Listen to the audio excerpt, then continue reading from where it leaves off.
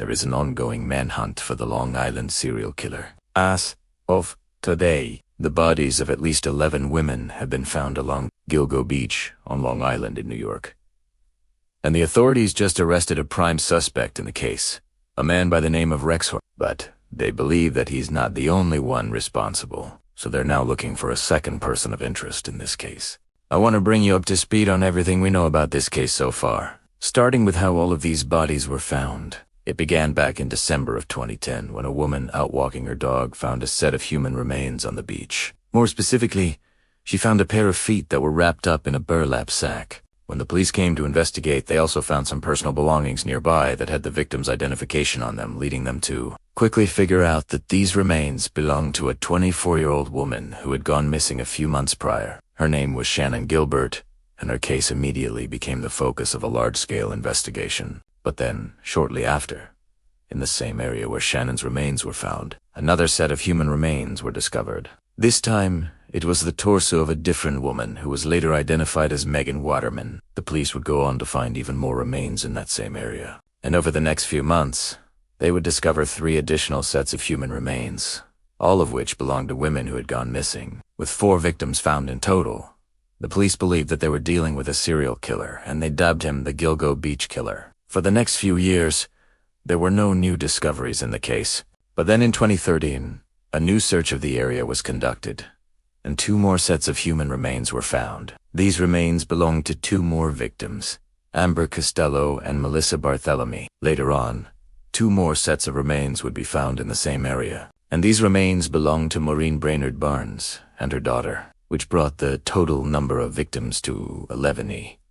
All 11 women who were found were sex workers, and the police believe that the killer specifically targeted women who worked in that profession. Now, despite the fact that over a decade has passed since any of these women were killed, the case remained open and the police never stopped searching for whoever was responsible. And finally, in July of 2023, they announced that they had a suspect. His name is Rex Hoyerman, and he is a 59-year-old architect from Massapequa Park, New York. The police arrested him and charged him with the murders of 3 of the women. They also believe that he's responsible for a 4th murder, but they haven't officially charged him with that one yet. During a press conference, the police admitted that they don't have any physical evidence directly linking Hoyerman to any of the crimes. They don't have any video evidence, and he doesn't have any criminal record. However, the police claim that they do have a lot of circumstantial evidence against him. For starters, cell phone records allegedly link him to all of the crime scenes. On top of that, the police say that he was in a relationship with one of the victims, Shannon Gilbert,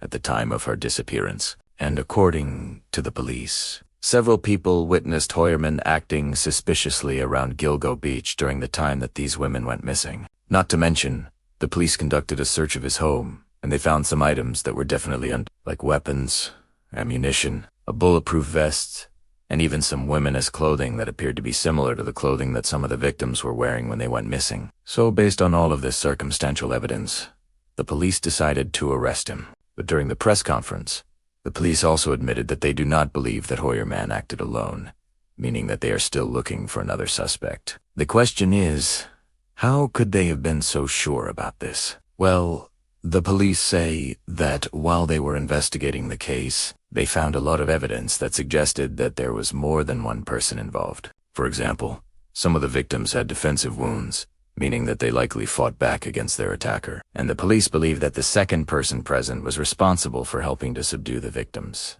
On top of that, the police say that they found some tire tracks at one of the crime scenes that did not match any of the vehicles that were registered to any of the victims or any of their families. And they also found some unidentified hairs that could not be linked back to any of the victims or any of their potential suspects. The police believe that these hairs could have possibly come from the second person of interest. Finally, the police say that one of the victims actually mentioned having an encounter with a second man while she was out working as a sex worker. She told her friend that not only did she have an encounter with one man, but she also had an encounter with a second man who was driving a truck. That description was consistent with one of the customers that she had encountered in the past, who was known to frequent Gilgo Beach.